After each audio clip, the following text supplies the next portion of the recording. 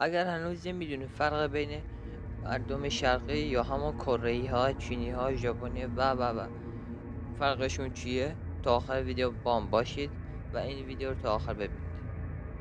با اینکه خیلی از افراد مردم آسیایی شرقی به یک چشم می‌بینند، اما واقعیت این است که آنها با هم تفاوت زیادی دارند. آنها در فرهنگ، آداب و رسوم، تاریخ و البته چهره نیز فرق‌هایی دارند که آنها از هم تمایزی می‌کند. در حقیقت قاره آسیا بزرگترین و پرجمعیت‌ترین قاره دنیا است که اصلا نمی‌توان مردم آن را حتی اگر از لحاظ ظاهری شبیه هم باشند یکی را دانست. تشبیه کره‌ای‌ها، چینی‌ها و ژاپنی‌ها شاید برای همه آسان نباشد، اما باید دانست که چند نکته‌ای به احتمال زیاد خواهد توانست که اگر شخصی را دیدید بگویید که اهل کدام کشور است. تفاوت فیزیکی مردم ژاپن. با سخت‌ترین راه برای تشخیص کره‌ها، چین و ژاپن شروع می‌کنیم. چهره. بله، مسلما تشخیص چهره آنها حتی برای همسایه‌های آسیایی به یک چالش بزرگ تبدیل می شود. بسیار از مردم دیگر نقاط جهان با ویژگی‌های چهره چینی‌ها آشنا هستند و در واقع اغلب ژاپنی‌ها و کره‌ای‌ها به عنوان یک چینی اشتباه می‌گیرند. اما باید سعی کنید این سه راه را از هم جدا کنید و آنها را به خوبی تشخیص دهید و ببینیم که مردم این سه کشور متفاوت هستند و چهره‌های شبیه هم ندارند. زمانی که صحبت از چینی ها می شود، جغرافیایی آن نقش مهمی ایفا می کند. چینی های شمالی معمولا سفید رنگ پریده تر از چهره‌های مربعی با چشم بینی های کوچک دارند. از سوی دیگر چینی های در جنوب دارای پوست تیره تر، چشمان و چهره‌های گرد و بینی پهن‌تر می باشند. طبق تحقیقات اکثر مردم ژاپن ساختار چهره بیضی شکل یا کشیده‌تری نسبت به دو ملت دیگر دارند. آنها همچنین دارای گونه‌ای پایین هستند و اگر نگاهی دقیق تر کنید به ژاپنی ها داشته باشید، آنها را از چشمای بزرگ و بینی بزرگتری دارند.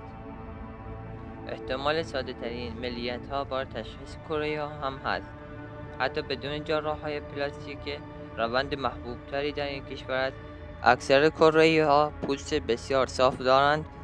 آنها همچنین دارای چشمای کوچکتر، بینی های کوچک اما بلند هستند و دارای چشمای کوچکتر، بینی های کوچک اما صورت های به درازی می رود.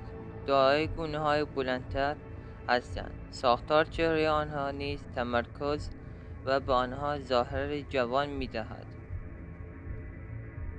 فرهنگ تشخیص کره ها، چینی ها و ژاپن ها می توان به فرهنگ آنها هم رجوع کرد. چین یکی از قدیمی ترین فرهنگ جهان را دارد.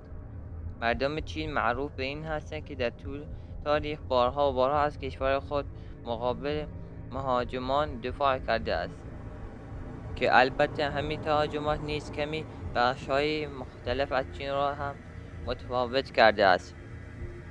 به گفته‌ای که فرهنگ و آداب و رسوم آنها از جایی به جای دیگر فرق می‌کند. با این حال چیزی که آنها اشتراک دارند تأثیر تاریخ معنوی کشور بر سنت‌های آنهاست. مردم چین به سنت‌های خود احترام می‌گذارند و وظیفه هر عضو خانواده می‌دانند. برای نام خانوادگی آنها ارزش آفرینی دارد. ژاپن سرزمین خورشید و خانه الهه انیمه است. یکی از جالبترین فرهنگ‌های آنها را در آسیا دارد. با وجود اندازه نسبت کوچک آن در مقایسه با سایر کشورها، این کشور قدرتمندترین و یکی از بزرگترین اقتصادهای جهان است. البته این اقتصاد توسط شهروندهای بسیار وطن پرستی که به خاطر نظم و انضباط، بهره‌وری و توانایی ارائه محصولات با کیفیت مشهور هستند. حمایت مردم ژاپن بسیار سخت کار می کنند. همچنین به سنت هایشان احترام بسیار زیاد میگذارند. هنگامی که شما به کره فکر کرده اید یا در سریال های کره دیده اید، جنگ غم‌انگیزی در ذهنتان پیدا می شود که شمال و جنوب را جدا کرده. با این حال اجازه دهید بر کره جنوبی تمرکز کنیم، زیرا آنها برای جهان بیرونی بیشتر قابل رؤیت هستند. کره جنوبی موفق شد تا بعد از جنگ‌هایی که آن را ویرانه کرد، در طول چند دهه خود را به یک کشور بسیار توسعه یافته تبدیل کند که به خاطر توانایی کره‌ای‌ها در ایجاد نوآوری است.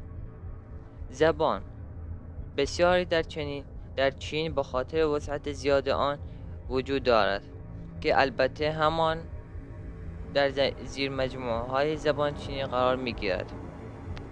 گویش پکن ماندارین به عنوان زبان رسمی چین یا تایوان محسوب می شود، اما کانتونی نیز در هنگ کنگ، ماکائو و دیگر جوامع خارج از کشور صحبت می شود.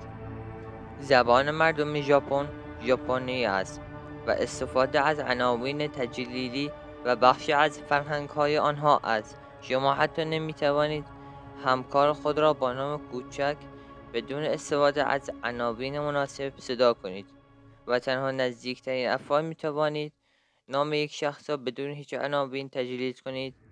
صدا کردن افراد بدون عناوین بین مردم ژاپنی نشان دهنده صمیمیت بیش از حد است. کره زبان اصلی آنها کره است.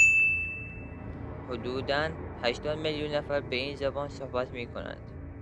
این زبان در حقیقت هم در کره جنوبی و هم در شمالی استفاده می شود و برخی از واژه‌های آنها شبیه واژه‌های ژاپنی است.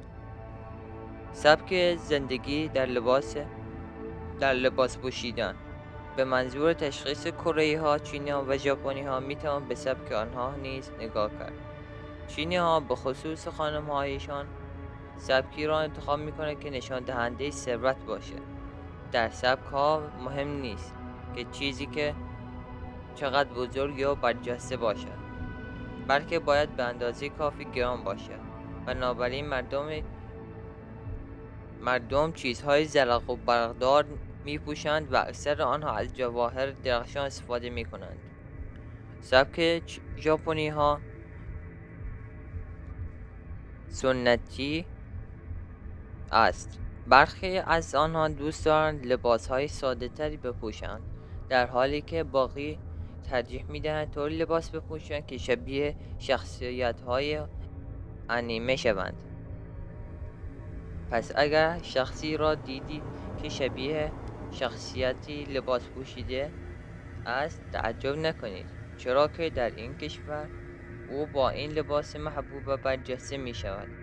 در آخر به سراغ سبک کره ها می رویم. می توان این کشور را یکی از شیک‌ترین کشورها دانست.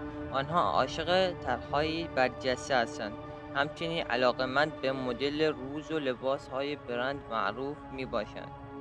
حتی اگر به فیلم‌های کره خاص در آنها دیده باشید، در نظر داشته باشید این همه در بالا به طور کلی گفته است و نمیتوان آنها را از هم جدا کرد.